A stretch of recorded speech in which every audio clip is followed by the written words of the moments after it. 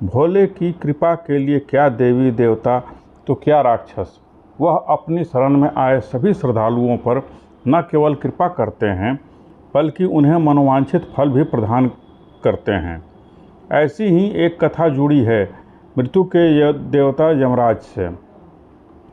जब उन्होंने भोलेनाथ को यूं ही बिना किसी वाहन के भ्रमण करते देखा तो उनके मन में एक इच्छा जागृत हुई। बस फिर क्या था, यमराज ने भगवान शंकर के समक्ष अपनी इच्छा प्रकट की।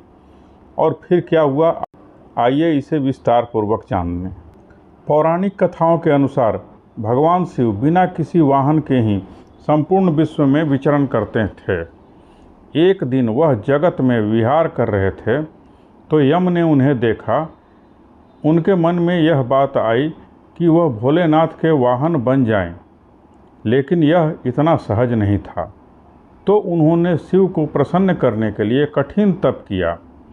यम के तप से शिव शंभु प्रसन्न हुए और उन्होंने यम को बैल के रूप में अपना वाहन बनाना स्वीकार किया। भोलेनाथ ने बैल को इसलिए चुना क्योंकि बैल अत्यंत भोला होता है। उसके मन में किसी भी प्रकार का छल कपट नहीं होता। यही वजह है कि भोले बाबा ने बैल यानी कि नंदी को अपना वाहन नियुक्त किया।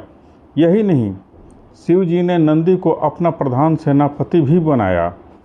कहा जाता है कि भगवान शिव की सेना नंदी बाबा के कहने पर ही चलती है। पौराणिक कथाओं के अनुसार पुरातन काल में एक शिलाद नाम के ऋषि हुए जो कि पूर्ण रूप से प्रभु की पूजा में लीन रहने लगे थे। ऐसे में परिवार के लोगों को उनके वंश की चिंता हुई।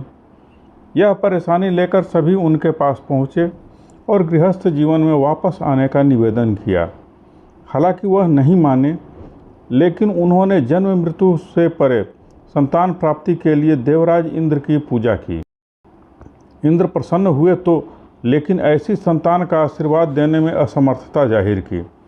जब इंद्रदेव से इच्छा मुताबिक संतान प्राप्ति का आशीर्वाद नहीं मिला तो शिलाद मुनि ने शिव की पूजा की। उनके कठोर तप से शिव अत्यंत प्रसन्न हुए और स्वयं उनकी संतान के रूप में जन्म लेने की बात कही। कथा मिलती है, एक दिन शिलाद मुनि खेत जोत रहे थे, तब उसी भूमि पर उन्हें एक बालक मिला। वह उसे घर ले आए और उसका नाम नंदी रखा। भगवान भोलेनाथ ने मित्र और वरुण नाम के 2 मुनियों को नंदी के पास भेजा। उन्होंने नंदी को बताया कि वह अल्पायु है। यह सुनकर नंदी बाबा वन में चले गए और महादेव की पूजा अर्चना करने लगे।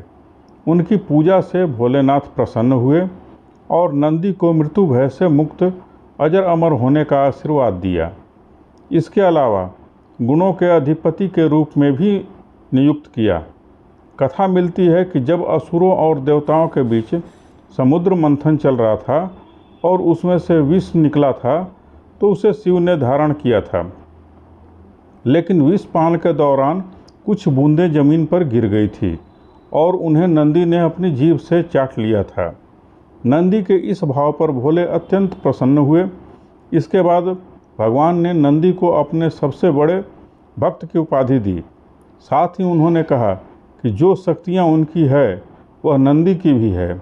भोलेनाथ की कृपा पाने को ज्ञान स्वरूप तप और विष की बूंदें चाटने की पवित्रता नंदी बाबा की महिमा को और भी बढ़ा देती है। भोले बाबा ने नंदी को यह आशीर्वाद दिया था कि उनकी पूजा से पहले नंदी की पूजा की जाएगी। यही वजह है कि हर शिवालय में नंदी बाबा की मूर्ति जरूर होती है। यही नहीं, यह भी मान्यता है कि यदि आपको भोलेनाथ से कुछ मांगना है और अपने नंदी बाबा के कानों में सच्ची श्रद्धा, पवित्रता और अटूट निष्ठा से अपनी बात कह दी तो वह भोलेनाथ तक जरूर अर्जी पहुंचा देते हैं। यही नहीं, शिव जी भी मुराद पूरी कर देते हैं। तो चलिए दोस्तों, आज नंदी की कथा यहीं तक है।